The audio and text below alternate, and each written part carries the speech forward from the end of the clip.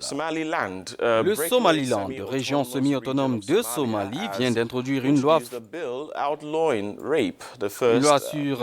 condamnant les auteurs de viol qui représente une première dans la législation contre les violences faites aux femmes. La loi sur le viol et les violences assimilées criminalise le viol collectif, les violences sexuelles, le trafic et le mariage des mineurs.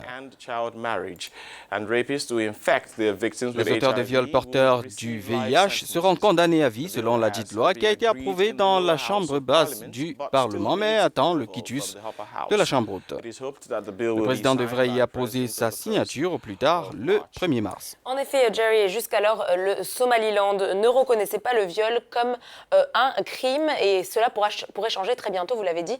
Les violeurs avaient jusqu'à présent deux options dans la région. La première, dédommager les victimes et la seconde, celle de les épouser. Mais la nouvelle loi propose une peine d'emprisonnement allant jusqu'à 30 ans pour la personne qui commet donc ce crime. On en parle avec Sagal Ashour depuis Londres au Royaume-Uni, le directeur exécutif de Save International.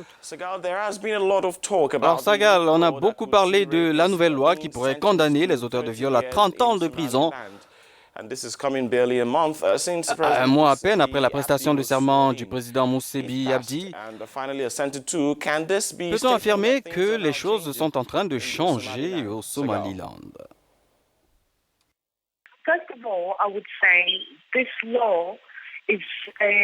Tout d'abord, je dirais que cette loi est un processus. Cela dure depuis longtemps et ce n'est pas au hasard qu'elle est adoptée maintenant ou en voie de l'être.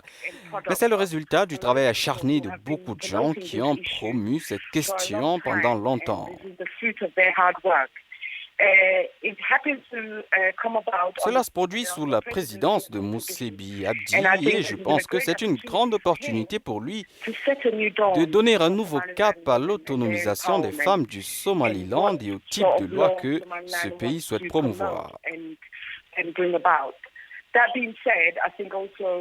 Cela dit, je pense que le président Abdi pourrait exceller dans la promotion de l'autonomisation des femmes somaliennes en général, en faisant en sorte que davantage d'entre elles occupent des postes ministériels. Il n'y a encore que 3 femmes qui ont eu des postes ministériels dans l'ancienne administration et par conséquent, s'il veut vraiment établir un précédent pour l'autonomisation des femmes somaliennes, alors il devait vraiment aller plus loin en nommant davantage de femmes à ces postes.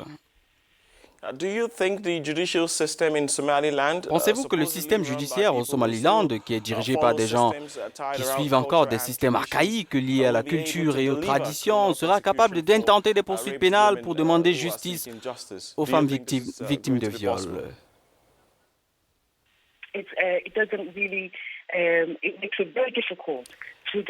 Il est très difficile de définir ce que cela implique.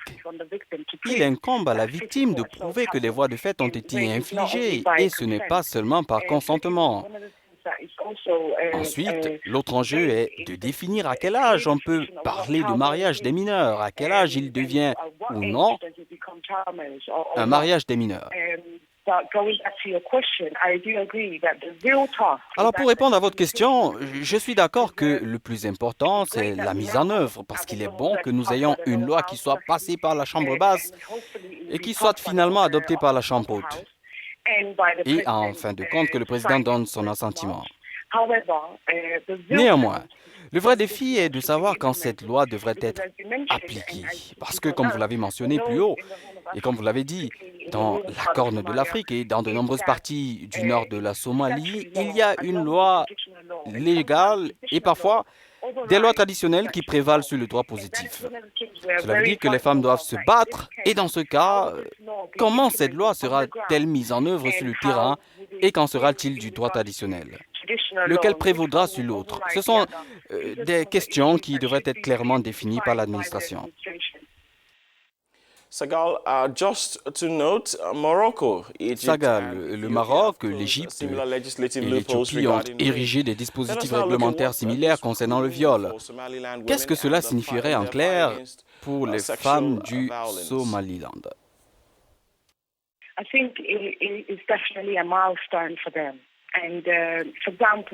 Je pense que c'est une étape importante pour elle. Et par exemple, si vous avez le cas du Maroc auquel vous faisiez allusion, ce pays a amendé la loi sur le viol en 2014 et la raison en était qu'une jeune fille s'était suicidée en buvant du poison parce qu'elle était censée être mariée avec l'homme qui l'a violée. C'est vraiment triste de voir que ce défi est finalement commun à beaucoup de femmes, non seulement en Somalie, mais aussi en Europe. Cependant, revenons à votre question. Nous aidons les femmes à s'émanciper et leur permettons d'utiliser cette plateforme pour parler de la recherche des droits et de la justice. Je voudrais cependant souligner que la plupart des victimes de viol sont par défaut originaires de zones pauvres, déplacées et n'ont pas de statut au sein de la société. Et c'est en fait la situation que connaissent la plupart d'entre elles.